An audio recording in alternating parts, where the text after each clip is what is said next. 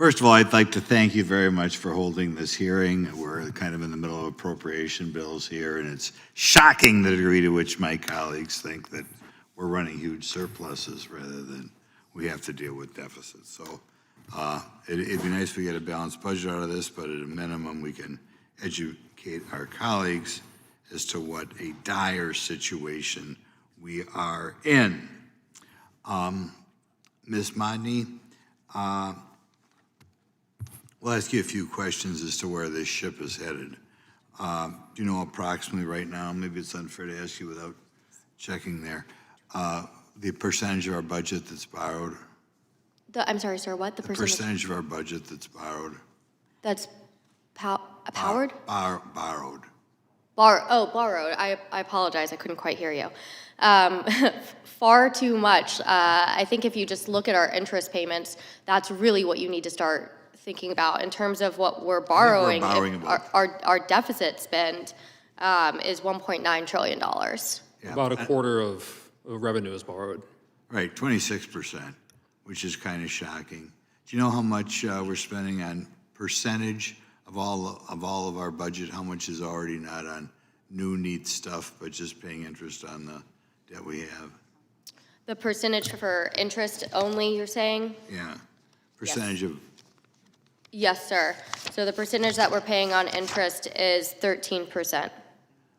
Okay, so about a seventh of our budget already is going not to Social Security or tanks or wasting money on a Truman Scholarship Program. I was just in a different hearing. What a waste of money. But already 14% is interest. Could you guys, any one of you, jump forward and tell me, obviously if you were an individual, you couldn't keep borrowing 26% of every dollar you spend. And obviously if a seventh of what you're spending is already interest, you would just, I mean, they'd send you to debt counseling or something or other. How long can we go at this rate, and what's going to happen when we can't go any longer? We'll start entering a fiscal spiral in the 2030s if we continue down this path. You mentioned earlier appropriations and the fact that we're underway in that full year discussion right now.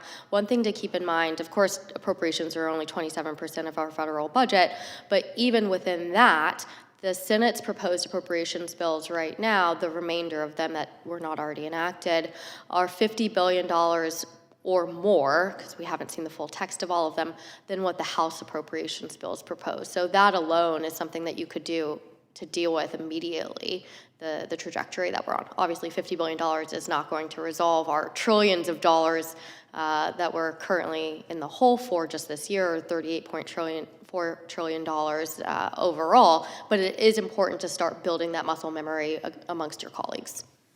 And to build on that, the point of budgeting is to look at everything and see how we can do better.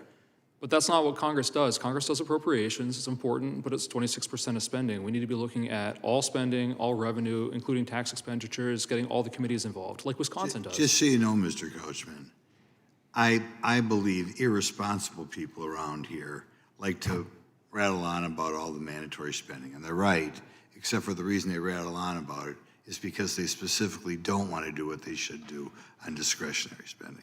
Look at everything. Yep, exactly. I'm trying to think. Congressman, can I provide something that would be helpful? What I've found that resonates with the public is if you take the financial statements for the U.S. government as of September 30, 2024, if Uncle Sam was a person, you drop 8 zeros, here's what you get. $50,000 in revenue, $74,000 in expenses, $24,000 in a deficit, $1,240,000 in total liabilities and unfunded promises, $57,000 in assets, underwater $1,183,000. Would you lend money to that person? By the way, the crisis is coming way earlier than the 2030s based on prominent economists on both sides of the aisle. I was standing on the floor a couple weeks ago, and one of my colleagues, who is a conservative by any standard, I had thought, still think he is, thought a VAT was inevitable. Eventually, the U.S. is just going to have to throw up their hands. Can we get out of this?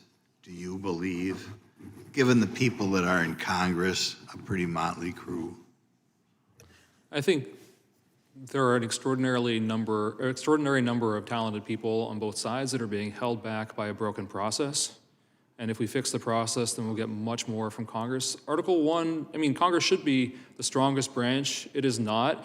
It's not co-equal branches. This is supposed to be the dominant branch, and it's been curious to hear so many members of Congress talking about the president's. Why not talk about this institution and fixing this institution Oh, this so that it delivers? institution is horrible. Well, let's They're fix it. horrible. Let's make it better. And it's not the process, it's the people, I believe. You are part of it. Not without a constitutional amendment. You won't solve this problem without a constitutional amendment. Okay. Thank you for giving me an extra 50 seconds. I think the